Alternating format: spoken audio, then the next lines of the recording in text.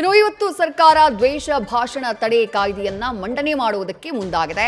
ಆದ್ರೆ ದ್ವೇಷ ಭಾಷಣ ಮಾಡೋರು ಕಾಂಗ್ರೆಸ್ನವರು. ನಾವು ಎಷ್ಟೇ ದೂರು ಕೊಟ್ಟರು ಒಂದು ಎಫ್ಐಆರ್ ಆಗಲ್ಲ. ಆದ್ರೆ ವಿರೋಧ ಪಕ್ಷದವರ ಮೇಲೆಯೇ ಎಫ್ಐಆರ್ ಆಗುತ್ತೆ. ಬೇರೆಯವರನ್ನ ಹಣಿಯೋಕ್ ಹೀಗೆ ಮಾಡ್ತಿದ್ದಾರೆ. ಈ ಕಾನೂನು ಬರ್ಲಿ, ನಾವು ಹೋರಾಟ ಮಾಡ್ತೀವಿ. ಮಸೂದೆ ಕಲಾಪದಲ್ಲಿ ಮಂಡನೆಯಾಗಿ ನಾವು ಹೋರಾಟ ಮಾಡ್ತೀವಿ ಅಂತ ಹೇಳಿ ಪರಿಷತ್ ವಿಪಕ್ಷ ನಾಯಕ ಛಲವಾದಿ ನಾರಾಯಣಸ್ವಾಮಿ ಹೇಳಿಕೆಯನ್ನ ಕೊಟ್ಟಿದ್ದಾರೆ.